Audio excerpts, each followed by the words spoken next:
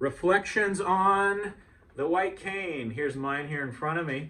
My name's Edgar Ortega, handsome blind guy. One of the biggest misconceptions about members of the blind community is that each and every one of us are doomed to forever stare into blackness, into a deep abyss of nothingness for the rest of our natural lives.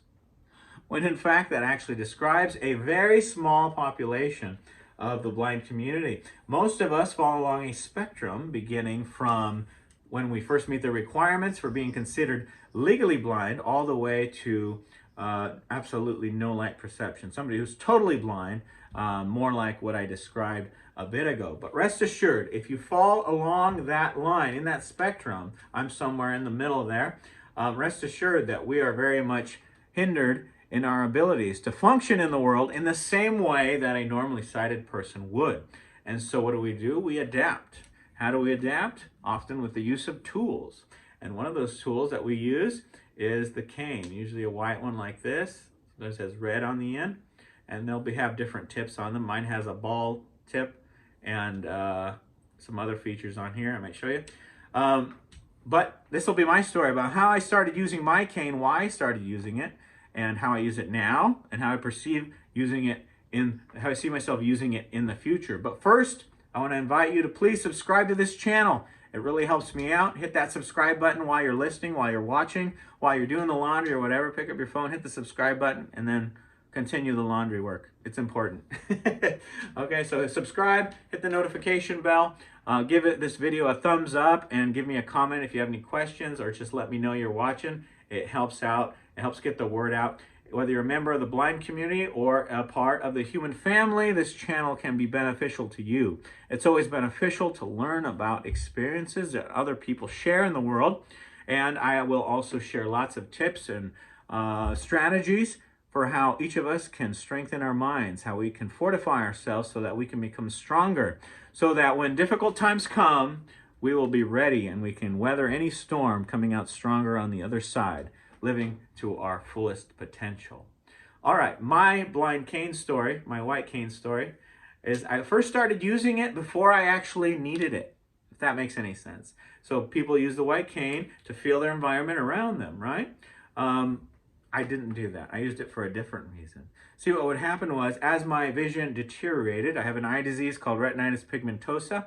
I couldn't see well in dim lighting, and often that includes restaurants. And I would bump into people, and they would give me dirty looks, right? Or they think I'm trying to start a fight or something like that. And they almost did a few times. But luckily, that never actually developed into a full-blown conflict like that. But one time I was in a Mexican restaurant in Manteca, California. And this particular Mexican restaurant in Manteca, California has a great salsa bar for the chips that they give you. And what happened was I ran into a guy who was at the salsa bar, and he turned around and he's like, "Oh, hey, what the heck?" And I was like, "Oh, sorry, man." And I said something like, I'm really blind." It sounded really awkward, but I said essentially that I couldn't see very well. I'm not sure if that's what I said, but it was something like that. And he thought I was trying to mess with him, right? And so he got further agitated, just puffing up his chest, and thought I was trying to start a fight with him. So he's being actually rather defensive. And I didn't have a cane or anything like that. And it took some explaining, but eventually he figured out that I was telling the truth, and he backed off. And I don't think he was fully convinced, but at least he believed us enough to know that I wasn't trying to cause any problems with him. And so after that, I started using this cane. Why? As an identifier, right? If I'm a visually impaired person, now people know if I hold this. And so now when I bumped into people from then on, they would turn around, they'd see this guy holding this cane instead of just thinking, here's this clumsy guy is running into me. People are generally pretty apologetic and friendly. Some people really actually don't know what the white cane means when somebody's carrying it, surprisingly, but most people understand, and they're really nice about it. And so I didn't get into any more almost fights from bumping into people. But as my vision deteriorated to the point where it is now I really do use it to feel the environment around me. I don't need it here at home because I generally have the house memorized. It's a familiar environment. It's predictable, right? Things aren't jumping out in front of me. And it's usually just me or my wife around here, maybe the cat. But when I go out outside to an environment that's unpredictable, where I don't know every nook and cranny, right? If I walk around the block, if I walk around the neighborhood, if I go to the store, wherever I might be, I need to use this to feel the world around me. Now, at first, I was quite embarrassed about it. I'll tell you about that in a second. But in the future, as my eyesight gets even worse, this cane is going to be even more useful, because while I do have some vision left, I see light and shadow and a little bit of detail. It's still difficult to get around without having my cane, and so I have to feel the world around me with it. But as my vision gets worse, I'm going to rely less and less on the vision that I have left and more so on my cane. So that's how I see myself using it in the future as my vision deteriorates. Now, as I said, I was first embarrassed to be out using this cane, or to have to use it. You know, why do I have to use this cane? I have to carry this dumb thing around. You know, it's kind of like handcuffs put on me that I have to use this. And I imagine it's similar to how somebody might feel if, say, they had to use a wheelchair for the first time from then on the rest of their lives, or something like that. But each person's experience is different. I'm just telling my story.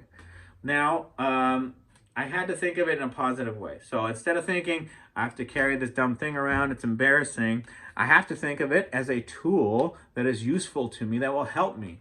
It'll help me become more independent in my mobility, right? And I had to tie it to something I know.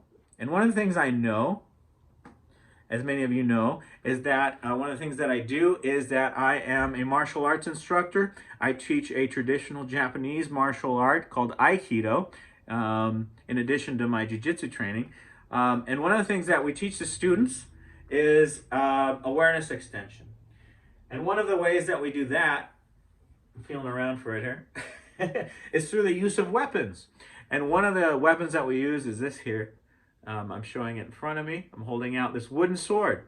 It's called a bokken.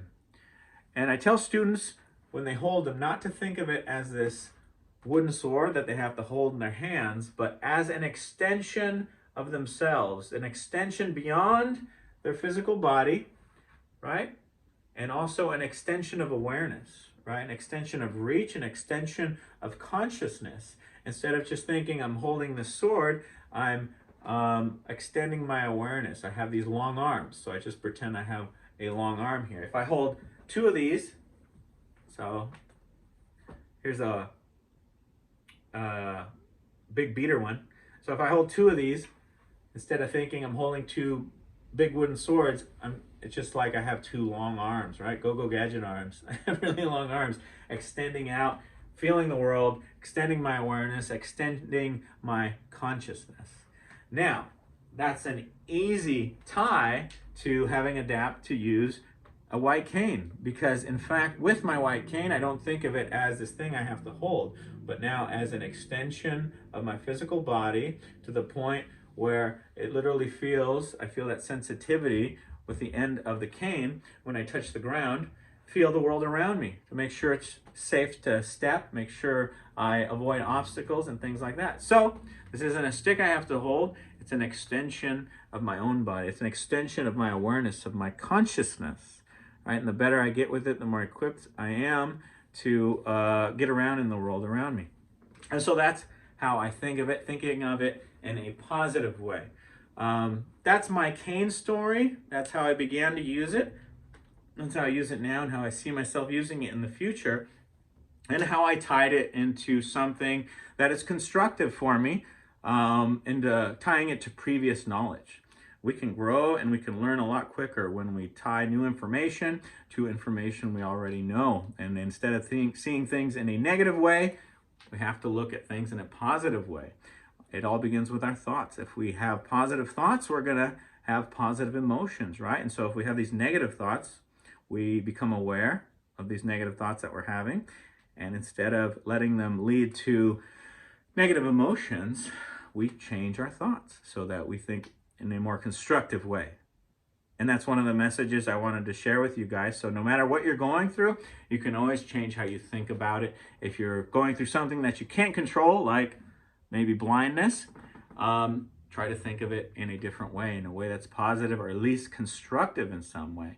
And that's just one aspect of my life, of my journey in this journey of vision loss that I had to change in my mind in order to become more productive and to help myself so that I can become more productive, more mobile, more independent, more useful to myself and others, right?